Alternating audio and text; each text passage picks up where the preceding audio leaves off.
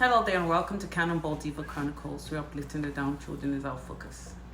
I'm Cannonball Diva and I'm so happy to be talking to you guys today. It's a sunny, beautiful day in spring, and as we all know, for those of us that live in a very cold region of Canada, every day of sunlight is a great day to celebrate and to be happy, because it takes months for us to see weather like this. Like you can see out there, you see the children, you can hear the children playing outside, you know, the trees are blooming, the flowers are also blooming, the grass is as green as ever. You know, you just basks in the beauty of God's creativity and God's work. You know, we're so happy that we can enjoy weather like this. It doesn't come so often, and it takes less than 2 or 3 months for us to go back to the cold weather here in Canada. So we're so happy when we see weather. I call it a shiny day. When the weather is shiny, it's kind of almost like sundown, so it's kind of tapering down, but it was a lot brighter before. But I was out running errands, and this is the only time I have to just sit down and record. I've not really recorded anything lately aside from my shout out to mothers on Mother's Day, to say, all you wonderful mothers out there, keep being strong, keep being resilient. Remember that you're not doing it all alone. You have a higher power working in you and through you to bring out the best in your children. We can all do it if we set our minds to it. And with the help of our Lord and Savior Jesus Christ, we can do all things through Christ who strengthens us. Having said that, I just wanted to celebrate. Aside from celebrating women, I would like to celebrate my culture. I watched a video that just brought a smile to my face and brought some joy to my heart, watching how the Nigerian culture is being celebrated out there. You know, enough of the bad news of Nigerians being fraudulent and Nigerians being scammers. You know, watching people celebrating our culture, you know, it's so refreshing. And this lady had also shown videos, which I'll post a snippet of the European culture coming to Africa to marry wives, both men and women, and the women embracing the Asoebi culture and dancing with their entourage of beautiful Asoebi clad bridal entourage, and also the men also. You know, when you see a Caucasian man dancing to the Nigerian, music, and being able to imitate, it's just so beautiful to behold. And Nigeria to the world, we like to say, and Nigeria has no the carry last. So when I see those kind of movies and see those kind of videos of traditional marriages being celebrated by other cultures, and inside the Nigerian culture itself, like in a place like Lagos or Abeokuta or Ilorin or wherever they go and having these weddings, when they're celebrating our culture by wearing our outfits, and even the Igbo culture as well, when they bring all the Igbo George, the laces and the aquacha into it, and you see different cultures wearing it and celebrating it. It didn't just start recently. I know it's been happening for many years, but it's just now that it's becoming like almost like a global phenomena. It's like many people have gotten to hear about Nigerians are very, without even saying so, most people already know that Nigerians are almost everywhere in the world. Wherever you look, you see a Nigerian. Nigerians, wherever you don't see a Nigerian, they like to say, it's the common saying that wherever you don't see a Nigerian, don't bother going there. That place is not worth being there, because wherever the land is green or the land is good or there's something to talk about in that land, you must see a Nigerian, especially people from my culture, and the Igbo people. You must see us in that place. So we are known all over the world, and I like us to be known even more for our beautiful cultural heritage, which I will show them being celebrated in a short snippet in this video, like I said. And also the fact that Nigerians love education. So there's so many videos. I can't really add all of them in this video because I don't want it to be too long. But there's so many videos that celebrate Nigerians, academic prowess, how intelligent Nigerians are, how far they go in education, and how much they push themselves to attain the highest levels of educational, the degrees they get, and the heights of the education they get to cannot even be compared to any other African country.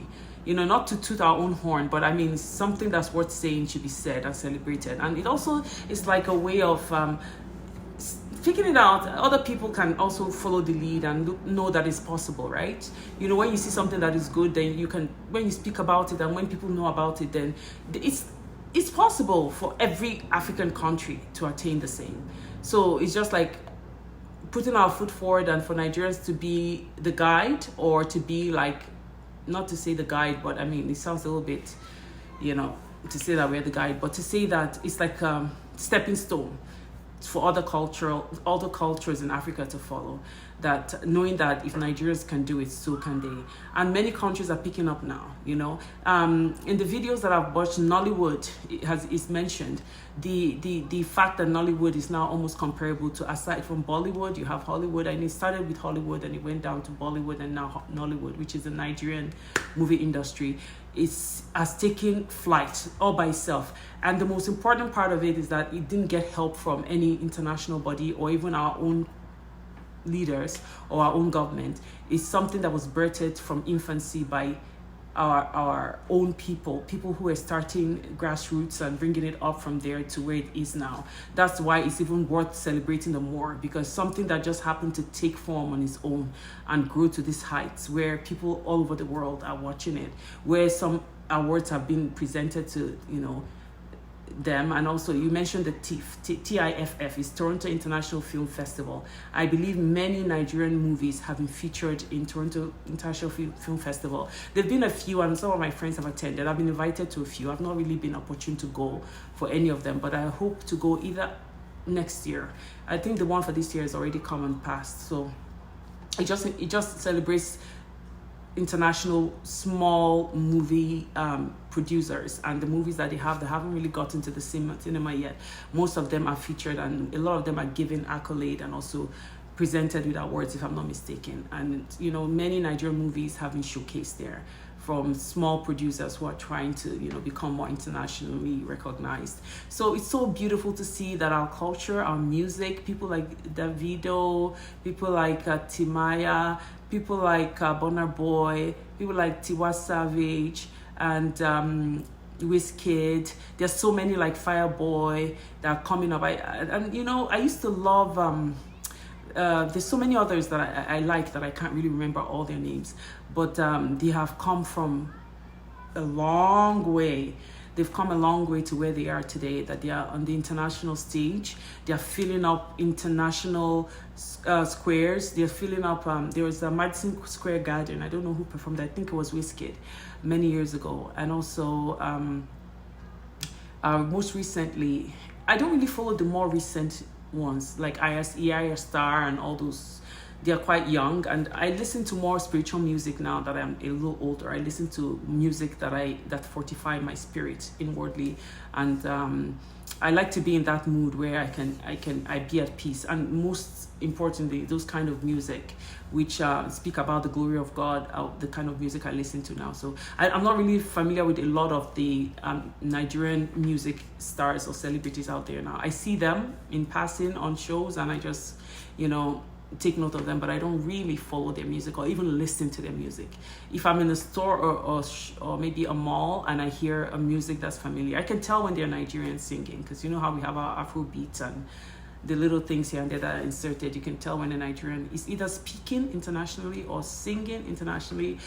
And Nigerians just recognize themselves wherever they find themselves, and most importantly, Nigerians are recognized by foreigners wherever they find themselves or find them. It's not hard to pinpoint who a Nigerian is.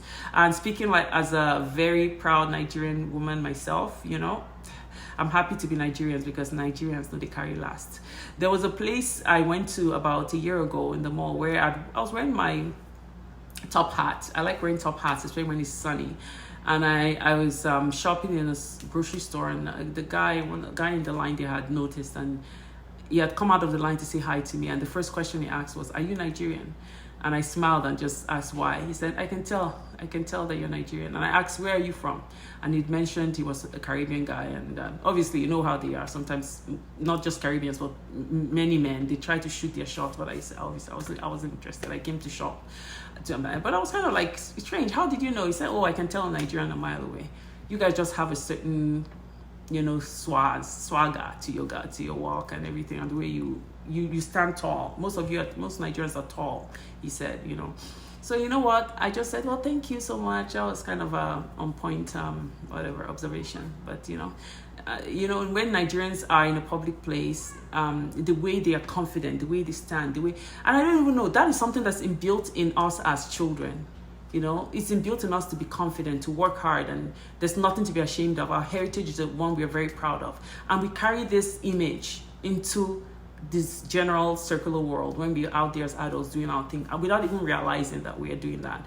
And it comes off as people who are so sure of themselves. Even someone who doesn't really know much will come across like that because of that foundational, the foundation that was set for them as children in our schools, you know, which is something that I really, really, I love. And I would almost say I wish all my children would go through that foundation as well. Some of my children had the opportunity when I went to Africa.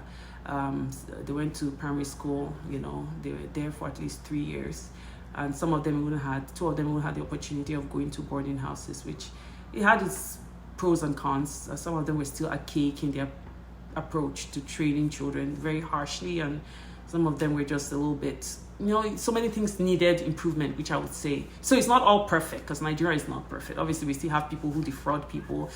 Unfortunately, we still have people who are involved in occultic practices, which believe in taking advantage of other people, especially people that are seen to be weaker than them. You know, we still have things, but you like saying that also would say that can be found in every part of the world, not just Nigeria. So wherever you have good, you also have the bad. But I would like to believe that we have more good people in Nigeria, more outstanding people, more, you know, noteworthy personalities like Chimamanda Adichie, who's the Nobel Prize. I think she's probably won a Nobel Prize by now, winner, author. We have so many people, Olusegun Chinua Achebe, I mean, the older generation. We have the newer ones now coming up. And, you know, I always admired authors and writers. I like people that are deep thinkers, who have, you know, a lot of experience on their back and who like to put it to pen and write. And that's why I wrote my book, Tales of an African Childhood, that talks about my growing up in Nigeria in the boarding school, you know, environment, and how from the age of 11 I started boarding school, and I'd been from grade 7 to grade, it would be JSS 1 there, but here it's considered grade 7. So from grade 7 to grade 12, I'd been in boarding house, and I had spoken about growing up in a polygamous home. When I say polygamous, I mean my mom wasn't present all the time. My stepmom and my dad and us, and then the children that came afterwards were there. So it's kind of polygamous. So growing up in that environment and the little things that I've taken out of it. I mean, I wrote a book about that, and it helped heal me in many ways. You know, I'd always wanted to write more. I have one also right now in the making, because I think everybody deserves to pen at some point in their life, if possible, their experiences, even if it's just about one facet of their life. It makes a major difference in maybe their children's children reading it and learning a little bit about their forefathers or their grandparents or what have you. I just think everyone needs to have that opportunity or that time just to write something little, pen something down about, if not about their lives, about their experiences at least. That is something that I think is worth doing. You know, and I'm going to put a video about, you know, seeing people celebrating the Nigerian culture, dancing at the wedding reception, and just celebrating Nigerian culture as a whole. It's a beautiful thing to see. Thank you guys for tuning in to Cannonball Diva Chronicles. Have a blessed remaining week that's left over for whatever is left of this week. Thank you, and told or forced to come and marry our beautiful. I keep quiet. Mama J never dies. Since I'm a ganja, like on balloon repeat. Any money, just put it on repeat. Say mo bebe fe. C'est ça. Mo bebe fe. No bébé fait.